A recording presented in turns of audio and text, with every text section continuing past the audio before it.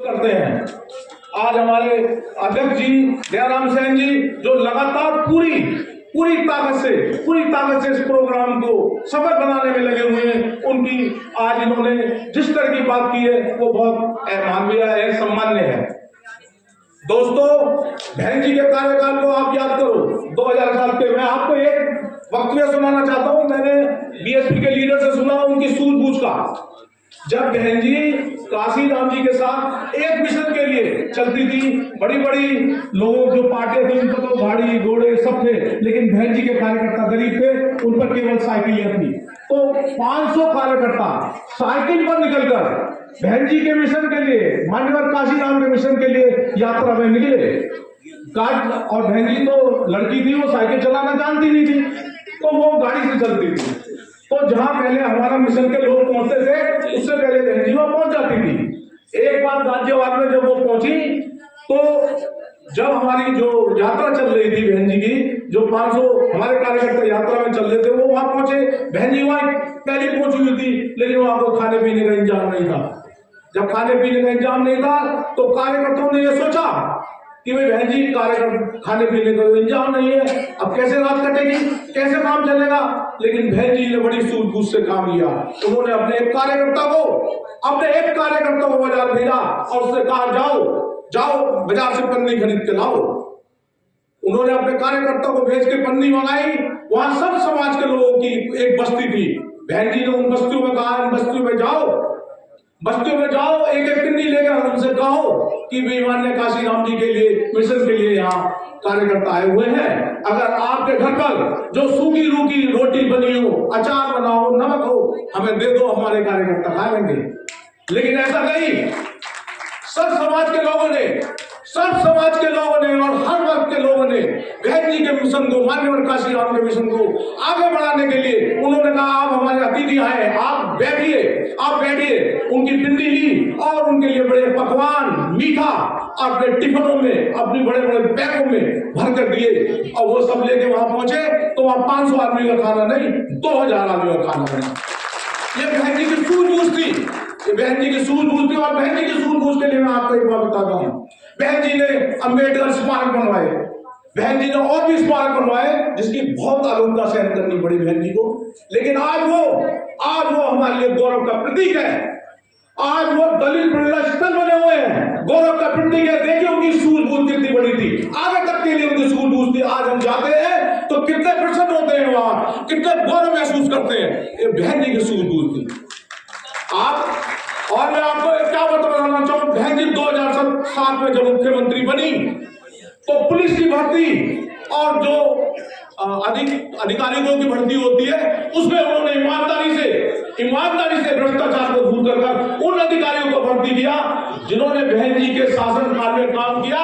जो प्रदेश में गुंडागर्दी थी, सब खत्म हो गई। सब बहन जी की सूझबूझ के ये नतीजा हुआ। और आपने बहन जी ने सिर्फ दलित समाज के लिए काम नहीं किया, बहन जी ने सब समाज के लिए काम किया, सबको ऊपर उठाने का काम किया। बहन जी ने जो आर्थिक स्थिति से कमजोर लोग थे, चाहे वो किसी भी समाज के लोग थे, उनके आरक्षण के लिए भी आवाज उठाई। ये बहन जी का समावेश था।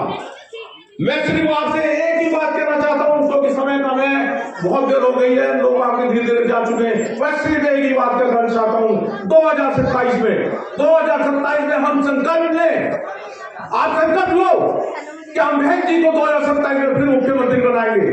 आप संकल्प लेते नहीं लेते? आप बहन जी को मुख्यमंत्री बनाना चाहते नहीं चाहते? आप संकल्प ले, आप पुरानी बातों को भूल जाए। जो आप लोग बंटते हैं वो ना बटे।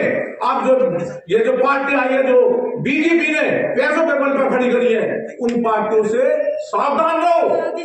आप उस पार्टी को वोट करते हैं जिस पार्टी ने बहन जी को मारने की कोशिश की। मैंने चुनाव में देखा, आपने जिस पार्टी ने बहन जी को जान से मारने की कोशिश की, बहन जी के साथ क्या क्या व्यवहार किया, आपने उन लोगों को भी वोट किया।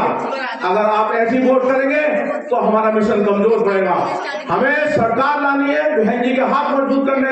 आप ध्यान करो, 2007 में जब भी बहन जी मुख्यमंत्री बनी इस प्रदेश की, यहाँ कितना अच्छा माहौल हो गया था। हर आदमी प्रसन्न था, मैं भी प्रसन्न था, ये भी प्रसन्न था, हर वक्त प्रसन्न था।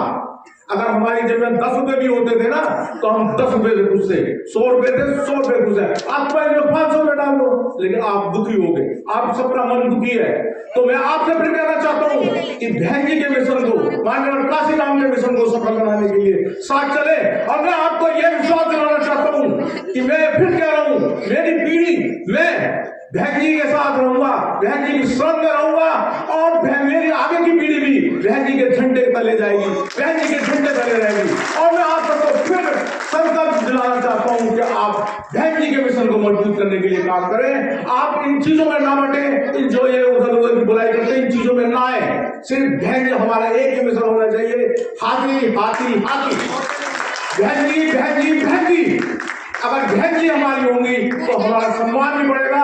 आज हमारा सम्मान बहन जी की वजह से है, आज हमारा सम्मान बहन जी की वजह से है। लेकिन मैंने देखा है 1984 से पहले क्या सम्मान होता था, क्या सम्मान होता, आप लोगों को भी पता होगा। लेकिन आज तुम थाने में चले जाओ, कचहरी में चले जाओ, तहसील में चले जाओ, सब तुमसे डरते हैं, सब तुम्हारी बात सुनते हैं। अगर तुम ऐसे बढ़ते रहोगे, अगर मिशन से टूट गए तो फिर वही हाल हो जाएगा। ना तुमसे कोई थानेदार दबेगा, ना तुमसे कोई तहसीलदार दबेगा, ना तुमसे किसी वर्ग का आदमी दबेगा। आप अपनी ताकत को बनाओ, बहन जी के साथ जुड़ो, बसपा को मजबूत करो, यही संकल्प बहन जी के जन्मदिन से लेके जाओ। धन्यवाद। जय भीम, जय भारत, खुदा हाफिज।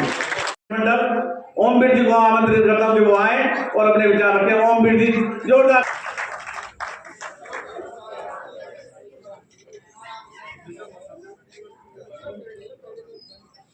आप सभी को जय भीम, नमो बुद्धाय। सर्वप्रथम अपने गुरुओं, संतों, महापुरुषों को नमन करते हुए विशेष तौर पर करुणा के सागर तथागत गौतम बुद्ध, बाबा साहब डॉक्टर भीमराव अम्बेडकर व माननीय काशीराम को के चरणों में अपने पुष्प अर्पित करते हुए और बहन जी को अपना नेता मानते हुए बहन जी की जन्मदिन की बहुत बहुत शुभकामनाएं आपको भी और माननीय बहन जी को भी मेरी तरफ से और आप सबकी तरफ से भी। तो आज एक्चुअल में थोड़ा समय कम है, आप लोगों को बहुत समय हो गया है और मेरे लिए भी कोई विशेष वो है कि मुझे बहन जी से मिलने के लिए जाना है। 3:30 बजे के आसपास मेरी गाड़ी है, वो मुझे मतलब पकड़नी है। तो मैं आपसे निवेदन करता हूँ सिर्फ 1 मिनट में कि मैं पुनः बहन जी के जन्मदिन की बहुत बहुत बधाई आप लोगों को देता हूँ और 1 मिनट में ही आपको बताता हूँ कि मैं ओमवीर सिंह मोदी नगर बेगोबाद का रहने वाला हूँ। मेरा जन्मदिन 1/1/56 है, बहन जी का 15/1/56 है। तो मेरा पार्टी से, मिशन से, बहन जी से बहुत गहरा रिश्ता है। 1978 में बामसेप का गठन हुआ था। 1978 में मैंने बैंक ज्वाइन किया था। मैं बैंक से मैनेजर रिटायर हुआ हूँ और बैंक से रिटायर होने के बाद मैं अपनी पार्टी में लगा रहा और उससे पहले 1983 में मैंने पार्टी मतलब मिशन ज्वाइन किया, बामसेप का अध्यक्ष रहा और 1984 में जब पार्टी बनी तो मैं वहाँ था कोर्ट क्लब पे बहन जी और माननीय काशीराम जी के साथ। मैं काशीराम जी के ऑफिस से 110 पेपर लाया करता था और मोदी नगर में बांटा करता था। हमारा 110 बंदों का ग्रुप था, 1983 की बात कर रहा हूँ मैं। और मतलब हम लोग इतनी मेहनत करते थे बहुत ज्यादा। जब बहन जी ने जहां भी इलेक्शन लड़ा, 1984 में घराना में लड़ा, मैं वहां गया। 1985 में बिजनौर में लड़ा, मैं वहां गया। उसके बाद फिर एक इलेक्शन 87 में लड़ा, मैं वहां गया। उसके बाद 89 में लड़ा, वहां गया। माननीय काशीराम जी ने फूलपुर से चुनाव लड़ा, मैं वहां भी गया। और बहन जी को 1984 में हमने मोदी नगर में बुलाया था, बहन जी वहां पे आई थी जब मैं बामसेप में काम कर रहा था। और दिसंबर 15 में रिटायर होने के बाद मैं अपने मेन संगठन में आ गया। मेन संगठन में आकर मैं जिले में प्रभारी रहा और जिले के प्रभारी के साथ साथ आज बहन जी ने मुझे मंडल कोऑर्डिनेटर बनाया हुआ है। तो बहन जी का बहुत ही आभारी हूं मैं और बहन जी को बहुत बहुत बधाई देता हूँ जन्मदिन पर। और बहन जी जितनी मेहनत कर रही है, जितना बलिदान कर रही है, मैं उसे बेखूबी जानता हूँ, समझता हूँ। मैं आप सब लोगों से भी उम्मीद करता हूँ कि आप दिल से मतलब अपने मिशन में लग जाएं, किसी के बहकावे में ना आए। ये लोग जो कहते हैं कि नहीं बहन जी तो मतलब ये है वो है, ये जो एक तो हमारा मीडिया है, मैं यदि से बोलूं मनवादी तो शायद अटपटा सा लगेगा, मैं नहीं बोलता, लेकिन वो साफ नहीं दिखाता। और बहन जी की इतनी ताकत है कि बहन जी के अलावा हमारा कोई दूसरा नेता है ही जिससे भाजपा डरती हो। आरएसएस डरती हो। वो जानते हैं कि यदि एक बार इनकी सरकार आ गई तो वो दोबारा वापस नहीं आएंगे, परमानेंट पता साफ हो जाएगा। इसलिए हमारा मनोबल ये डाउन करते रहते हैं। वो ईवीएम के जरिए वोट तो हम बहन जी को ही देते हैं, लेकिन वो वोटों को ईवीएम के जरिए हमें मतलब निराश कर देते हैं। तो अंत में मैं आप सभी का आभार प्रकट करता हूँ और जय भीम नमो बुद्धाय। मैं इससे पहले हमारे ये बच्चे